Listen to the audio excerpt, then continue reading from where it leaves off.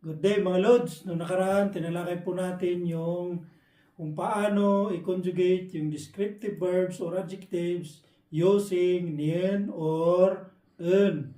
For example, halimbawa nagtatapos sa vowel, yung verb stem, ang dadagdag natin ay nien. Halimbawa, tsuyong hada. Magiging juyong han na po siya mga Lodi. Another, kapag nagtatapos po sa consonant, halimbawa, tsakta, magiging tsagen. Okay? Kapag nagtatapos na naman po sa real, magiging, for example, talda. To be sweet, magiging tan na po siya, mga lodi. Ngayon naman, ang tatalakayin po natin ay how to conjugate action verbs into adjectives. Conjugation. If the verb stem ends a vowel or consonant, add nen. Okay? For example, mokta, to eat. Tanggalin po natin yung da, nagtatapos po siya sa consonant.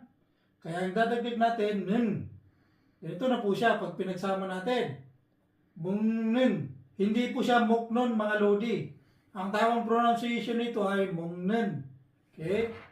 Another example, tsada. Tanggalin natin yung da, verb stem na lang yung maiwan. Nagtatapos siya sa vowel, add pa natin ng nen. Okay? Kaya magiging ganito siya, tsanen, to sleep. Okay? Another conjugation. If the verb stem ends real, drop, real, and add nen. For example, yolda, to open. Tanggalin natin yung da, magiging yol na lang, verb stem nito. Okay? Dahil ang rule natin ay kapag nagtatapos sa real, ay drop the real and add nun. Okay? Tanggalin natin yung real. Okay? Yun na lang siya. Plus, magdagdag tayo ng nun. Pag pinagsama po natin yan, magiging yonen. To open, mga lodi. Sample sentences. 이 음식은 제가 좋아하는 음식이에요. This food is a food that I like. In Korean, 이 음식은 제가 좋아하는 음식이에요. 이 음식은 제가 좋아하는 음식이에요. Okay? Another example.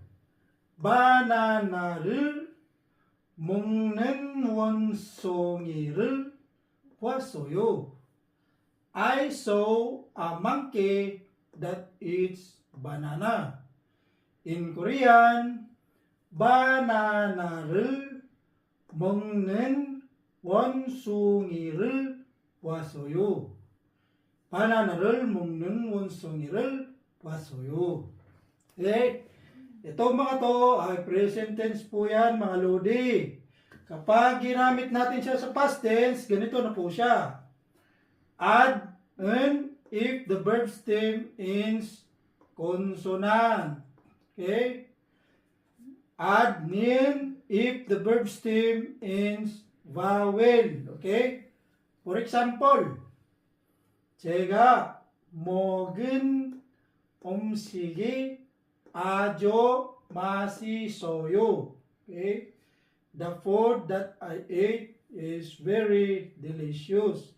In Korean, 제가 먹은 음식이 아주 맛있어요. Okay? Another example ng past tense. 집이 일찍 간 사람이 없었어요. There was nobody who went home early. In Korean, 집이 일찍 간 사람이 없었어요. 집이 일찍 간 사람이 없었어요. Okay? Ngayon, kapag ginamit po natin siya sa future tense, ganito po siya. Add ul if the verb stem is consonant.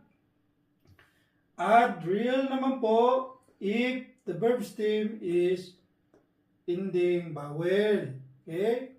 For example, 친구에게 받을 선물이 있어요. There is a present that I will get from my friend. In Korean, 친구에게 받을 선물이 있어요. 친구에게 받을 선물이 있어요. Okay? Yan lang po mga Lodi. Sana nakakuha kayo ng konting idea. Maraming salamat po sa inyong panonood at pag-like ng aking mga video at pag-share na din po.